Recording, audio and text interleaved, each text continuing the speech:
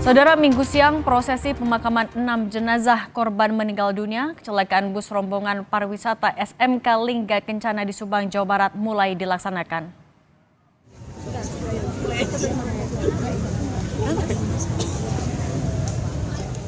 Korban yang dimakamkan pada Minggu siang adalah Suprayogi, Intan Fauzia, Mahesa Putra, Intan Rahmawati, Dimas Aditya, dan Robiatul Adawiyah. Keenam korban dimakamkan di TPU Parung Bingung, Depok, Jawa Barat.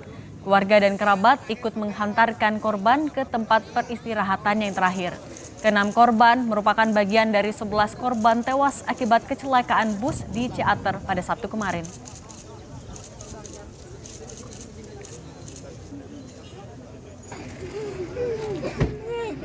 Tiga jenazah dari 11 korban tewas akibat insiden kecelakaan bus di Ciater, Subang, Jawa Barat tiba di rumah duka. Ketiganya diketahui tinggal di lingkungan yang sama di Kelurahan Rangkapanjaya Baru, Pancoran Mas, Depok, Jawa Barat. Kedatangan jenazah Dimas Aditya, Intan Rahmawati, dan Mahesa Putra disambut isak tangis keluarga dan kerabat. Ketiga jenazah merupakan pelajar SMK Lingga Depok yang menjadi korban tewas insiden kecelakaan bus di Ciater, Subang, Sabtu kemarin.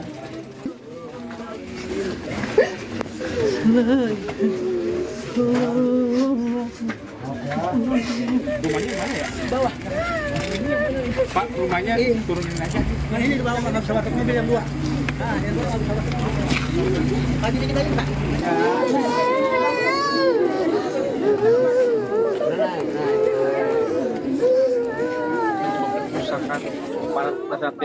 Polisi kembali melanjutkan proses olah TKP di lokasi kecelakaan bus Putra Fajar di Ciater, Subang, Jawa Barat.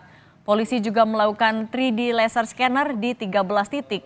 Proses ini dimulai dari titik awal mobil kehilangan kendali hingga lokasi bus terbalik dan menabrak tiang listrik. Kakor Lantas Polri Irjen Aan Suhanan menyebut tidak ditemukan jejak pengereman di lokasi kecelakaan. Hingga saat ini pendalaman masih terus dilakukan untuk memastikan penyebab utama kecelakaan yang menewaskan 11 orang. Gambaran seperti apa lalu lintas Polda Jawa Barat sendiri sampai titik terakhir di depan sana menabrak tiang listrik.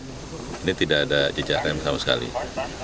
Artinya ini perlu kita selidiki ya, kenapa tidak ada jejak rem, apakah remnya tidak berfungsi atau pengemudi panik. Kecelakaan bus pariwisata yang mengangkut rombongan pelajar SMK Lingga Kencana di Subang mengakibatkan 11 orang meninggal dunia. Saat ini kelayakan bus tengah diuji untuk mengetahui penyebab kecelakaan ini.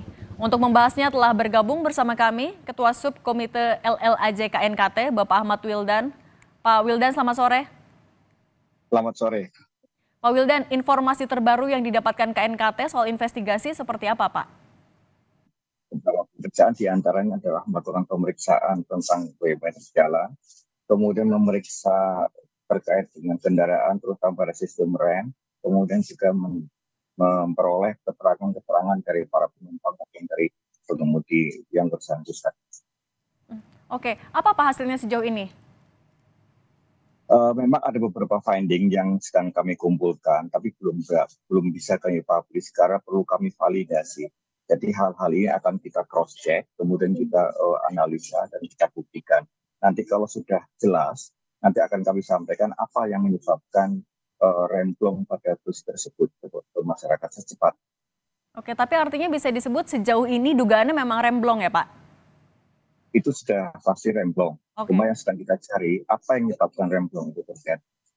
Oke, Pak, kemudian juga soal kelayakan bus, soal informasinya kan juga izinnya tidak ada, kemudian usianya juga sudah cukup tua, 18 tahun lebih. Itu juga jadi materi yang diinvestigasi, Pak?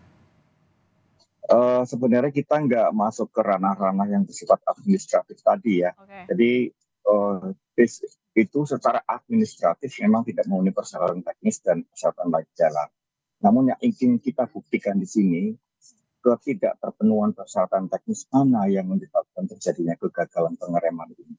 Kemudian terkait dengan masalah berizin atau tidak berizin itu adalah kaitannya dengan persyaratan aspek legal daripada bus ini, dan ini adalah urusan kewenangan daripada Kementerian Perhubungan. Demikian juga masalah usia kendaraan.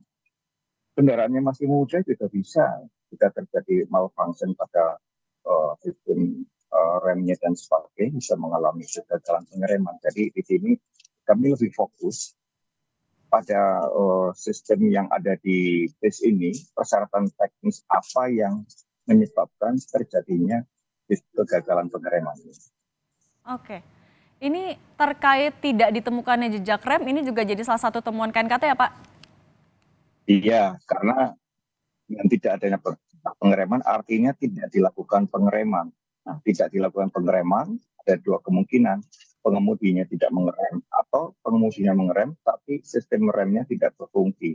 Kalau dari keterangan awal pengemudinya mencoba melakukan pengereman tapi memang tidak berfungsi. Oke.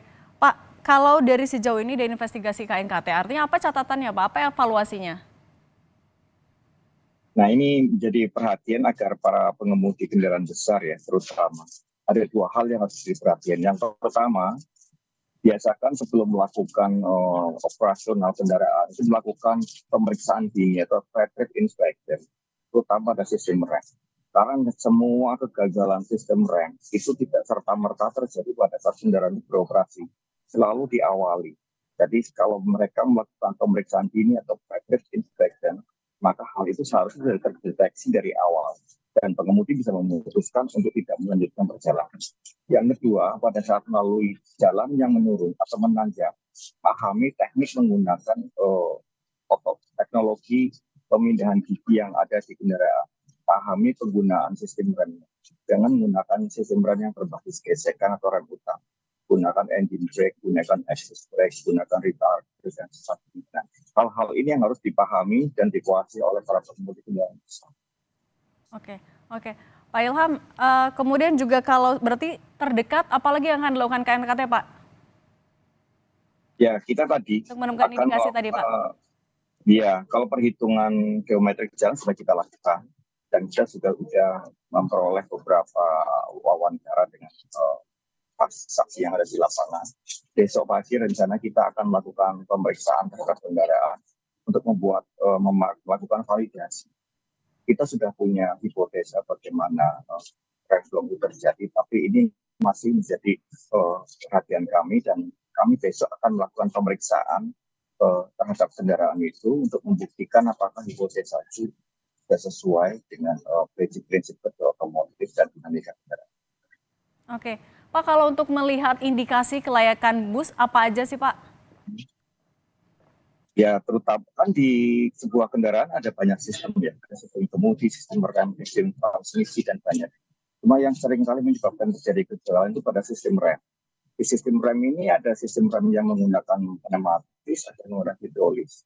Nah, pengemudi itu harus paham. Jangan sampai terjadi kebocoran pada sistem rem pneumatis ataupun hidrolis. Kebocoran inilah yang bisa menyebabkan kegagalan pengereman. Juga terkait dengan kampas rem. Kampas rem ini kaitannya dengan travel stroke, jarak kampas menuju tromol, dan sebagainya. Nah, ini harus menjadi perhatian bagi para pengemudi.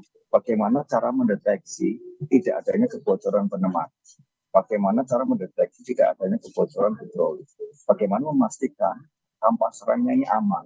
Kalau itu sudah tercapai semuanya, insya Allah maka tidak ada masalah dalam sistem rem kendaraan. Oke, baik.